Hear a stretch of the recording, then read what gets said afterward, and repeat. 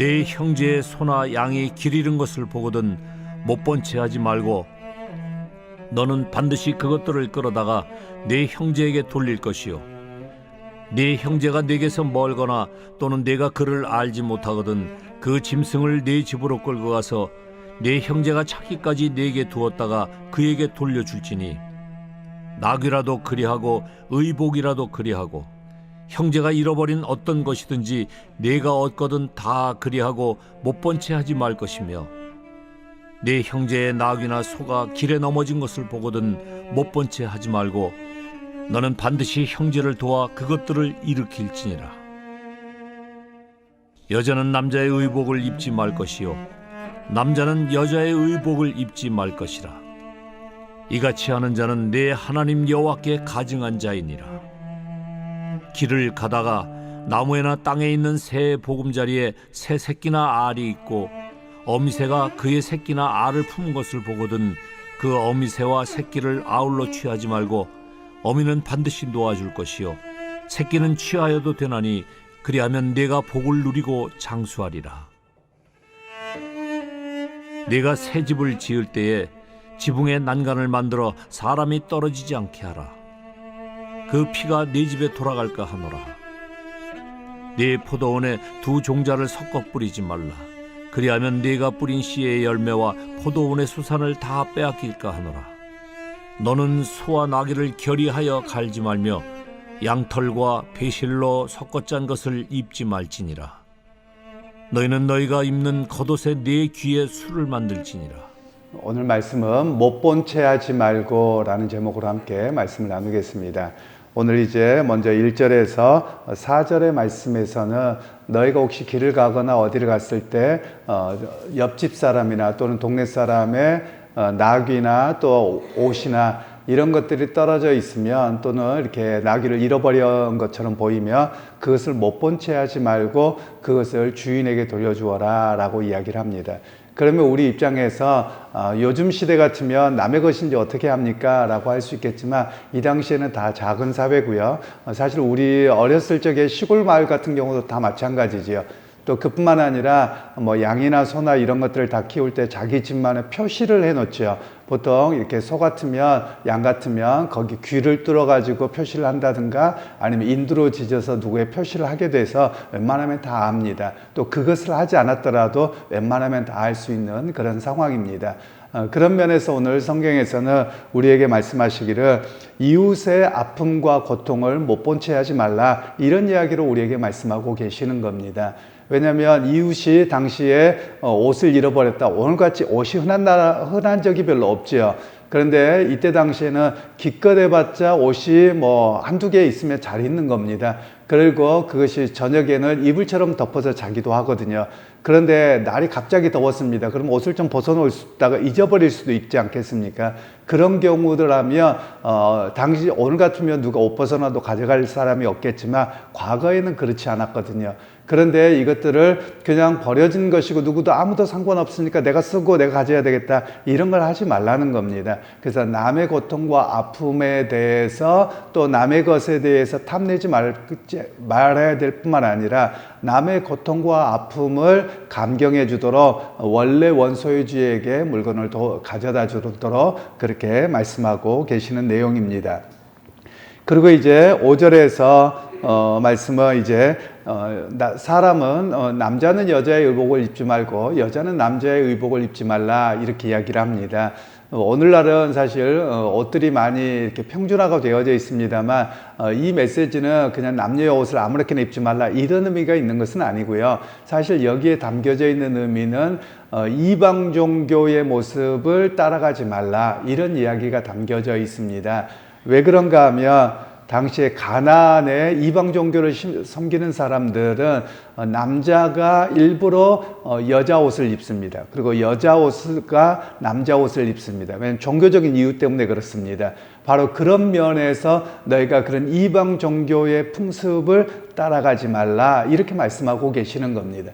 그러면 이 본문을 우리에게 적용하자면 이렇게 되어지는 겁니다. 즉 우리가 크리스찬으로 살아가면서 이방 종교의 모습을 따라가지 아니해야 된다. 이런 이야기를 우리에게 말씀하고 계시는 겁니다. 제가 종종 이야기를 드리지만 모든 종교에 다 무속적인 신앙이 담겨져 있기 마련입니다. 그런데 우리 한국 교회에도 특히 무속 신앙이 많이 들어와 있거든요. 그 무속 신앙의 대표적인 것 중에 하나가 기복주의라고 하는 것이고요.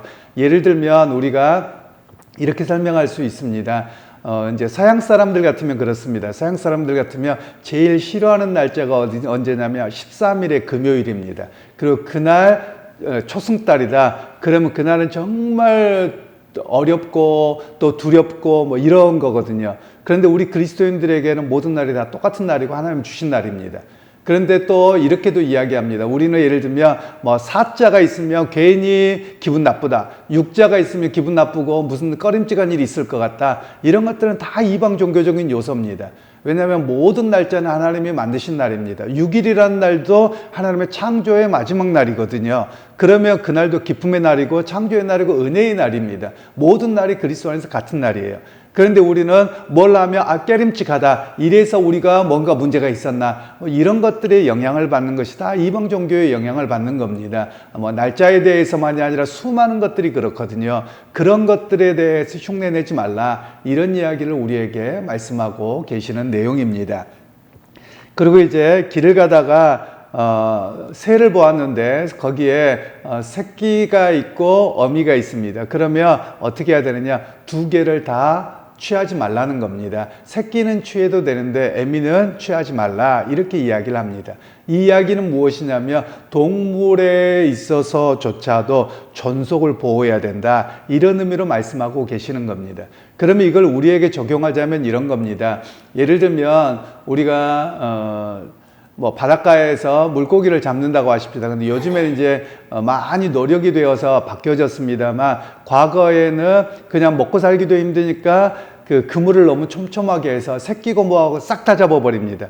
그래서 요즘에 이야기가 무슨 이야기를 하냐면 어획 남용에 대한 이야기를 많이 하잖아요.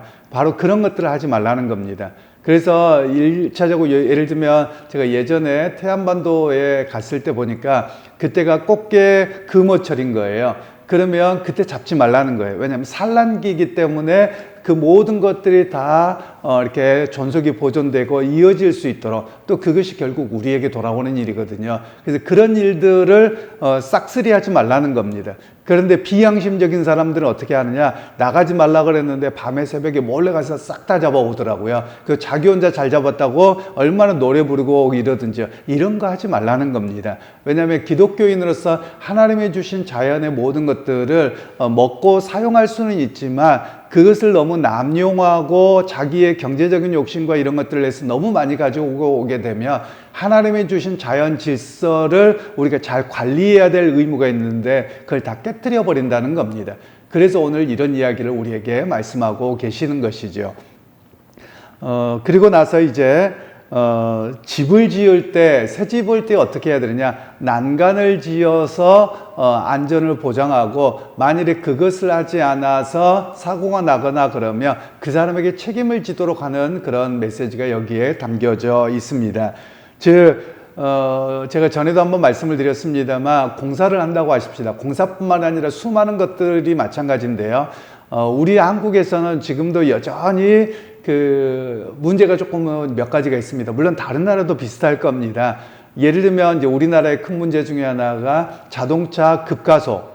갑자기 문제가 생겼다라고 이야기를 합니다. 그럼 이거 누구의 책임이냐라고 이야기할 때 성경적인 관점에서 볼 때는 자기가 운전 잘못해서 그렇지가 아니라 자동차 회사에서 이런 것들에 대해서 안전보장을 제대로 하지 않았기 때문에 거기에 징벌적 배상을 하는 겁니다. 그게 미국이나 이런 나라들이 그렇게 하거든요. 이런 건 뭐냐면 성경적인 배경 속에서 나와서 그렇습니다. 예를 들면 또 이렇습니다. 여러분이 길을 가다가 요즘은 우리나라도 많이 바뀌었습니다만 길을 가다가 건물에서 간판이 떨어져 다쳤습니다. 누구 책임입니까? 옛날에는 재수 없어서 자기가 다친 겁니다. 그런데 그게 아니에요. 이 간판이나 이런 것들을 잘 점검하고 그렇게 해서 떨어지지 않도록 해야 되는데 그것에 대한 책임과 배상을 다 누가 해야 되느냐? 이 건물주가 해야 된다. 이런 의미가 바로 성경에서 말씀하고 있는 것입니다. 그래서 이런 부분들은 우리 사회에서 숱하게 많이 있는 겁니다. 예를 들면 또 이렇게도 설명하기도 합니다. 이제 집 앞에 눈이 왔습니다. 근데 눈을 안 치워가지고 미끄러져 넘어졌어요. 누구 잘못이에요? 옛날 같으면 자기가 똑바로 못 걸어서 자기 잘못이죠. 그런데 지금은 조금 법이 바뀌었습니다.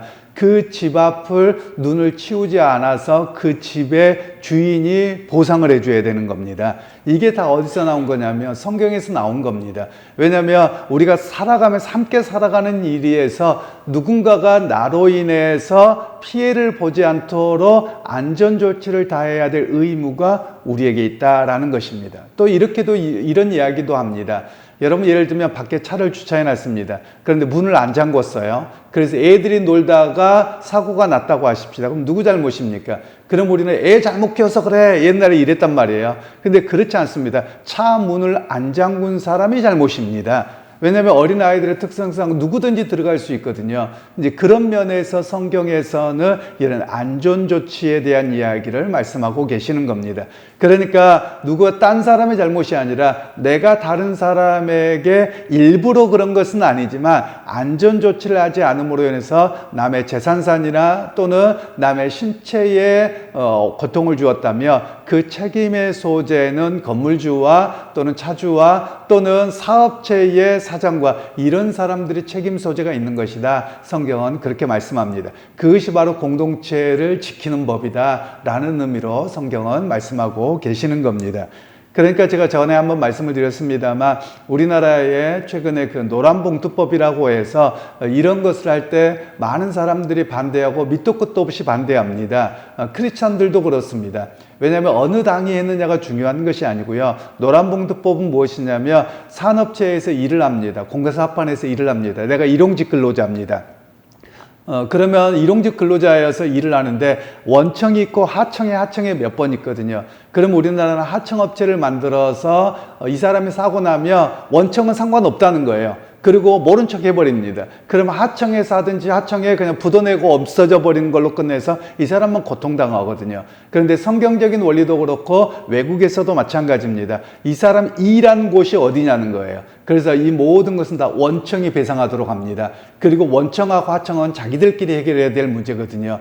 예를 들면 우리나라에서 뭐 삼성전자나 현대자동차나 이런 회사들도 외국 나가서 다 이렇게 합니다. 그래서 원청이 다 배상합니다. 그런데 우리나라에서는 그렇게 하면 기업 못해요. 그러고 엄청 엄살하고 그게 마치 문제인 것처럼 이야기합니다. 그럼 저는 종종 그런 이야기를 하죠. 아니 외국에 가서 그렇게 많이 투자하고 그렇게 원청이 모든 고소와 배상과 이런 걸 다 하면서도 돈 많이 벌어요. 그거는 우리 한국 사람들을 거짓으로 호도하는 일이에요. 제가 이렇게 이야기를 하거든요. 외국에서 우리나라 기업들 다 그렇게 합니다. 그 나라 법을 준수해서 다 그렇게 하거든요. 그런데 우리나라 국민에게만 유독 손해보라고 하고 안 된다고 하고 이렇게 우리를 속이고 있는 거예요. 바로 오늘 성경에서는 건강한 사회가 되려면 어떻게 해야 되느냐? 원청과 집의 주인과 이런 사람들이 안전조치를 통해서 모두가 다 안전하게 함께 살아갈 수 있는 그런 공동체와 사회를 만들어 가야 된다. 이런 이야기를 성경에서는 말씀하고 있는 내용들입니다. 그러면서 이제 또 다음에 말씀하고 있는 것은 포도원에 종자를 심거나 뭘 할 때 너희가 섞어서 뿌리지 말라는 거예요. 또 이렇게 밭을 갈 때 소와 나귀를 같이 한 겨리에 묶어서 이걸 하지 말라는 겁니다. 물론 소와 나귀는 걸음걸이가 달라서 이렇게 맞지 않습니다. 그래서 그런 것도 있지만 여기에서 이야기하고 있는 것은 하나님께서 혼합주의를 멀리하라 이런 의미에서 말씀하고 계시는 겁니다. 그러니까 이것을 섞어서 함으로 인해서 온갖 혼합을 합니다. 실제로 이제 이걸 어떻게까지 적용해야 되느냐 하는 부분은 조금 어렵기는 합니다만 예를 들면 유대인들은 이렇게까지 합니다. 이 본문을 어떻게까지 적용하냐면 옷을 입을 때 혼방도 입지 않습니다. 왜냐하면 성경에서 섞어서 하지 말라 그랬기 때문에 우리는 혼합주의를 안 합니다. 그래서 옷이 면이면 면만 입지 면과 폴리에스텔 이렇게 섞여 있는 옷을 아예 입지 않는 모습까지 사람들이 지금 있거든요. 그래서 우리가 그렇게까지는 할 수 없겠습니다만 우리가 여기에서 이야기하고 있는 것은 혼합주의의 영향을 받지 않도록 주님께서 말씀하고 계시는 내용입니다. 그리고 이제 마지막에 옷을 입을 때 겉옷에 내 귀에 술을 만들어서 달고 다녀라 이렇게 말씀합니다. 이 술이라고 하는 것은 히브리어로 쯔쯔이라고 하는 것인데요. 보통 남자들이 이렇게 옷에 그래서 파란색 줄하고 흰색 줄하고 엮어서 줄레줄레 이렇게 달고 다닙니다. 이 의미는 무엇이냐면 이 쯔쯔이라는 말은 원래 거룩이라는 뜻으로 나와 있는데요. 이것은 이스라엘 백성들 가운데 대제사장이 하나님 앞에 나갈 때 여호와께 성결이라고 하는 표시를 머리에 붙이고 그리고 우림과 둠밈을 입고 가죠. 그래서 제사장은 원래부터 거룩하고 백성들도 어떻게 살아가야 되느냐 이렇게 술을 달아서 삶으로 내가 누구이냐라는 자기의 정체성을 드러내라는 겁니다. 즉 나는 거룩의 사람으로 살아가겠습니다라고 정체성을 드러내라 이런 이야기를 말씀하고 계시는 겁니다. 그러니까 오늘 우리의 삶에서 이 말씀은 삶의 자리에서 어떻게 살아가야 되느냐 나는 거룩한 그리스도인입니다 라는 그 고백 속에서 거룩한 모습으로 살아가고 그리고 세상의 삶에서 내가 그리스도인이라는 정체성을 분명히 갖고 살아가야 된다 이런 이야기로 말씀하고 계시는 겁니다. 그러니까 여러분 오늘 하루를 살아가실 때 여러분 예수 믿는 일이 부끄러운 일이 아닙니다. 예수 믿는 일이 오히려 우리에게 자랑스러운 일이고 우리의 신앙의 정체성이고 기본입니다. 그런 면에서 우리의 신앙이 흔들리지 않고 바른 믿음의 정체성에서 오늘 또 승리하게 되는 그런 하루가 되시기를 주님의 이름으로 축원합니다. 하나님 아버지 은혜를 감사합니다. 오늘도 주께서 함께 해주셔서 우리에게 믿음의 자리로 불러주시고 또 그리스도인으로 어떻게 살아가고 또 사회 공동체를 만들어가야 되는지 우리에게 말씀하셨습니다. 세상의 이방 종교와 혼합주의에 빠지지 않게 하시고 우리가 그리스도인으로서 참 거룩한 정체성을 갖고 우리의 삶 속에서 주님을 고백하고 살아가는 우리 모두가 되게 하옵소서. 예수님의 이름으로 축복하며 기도하옵나이다. 아멘.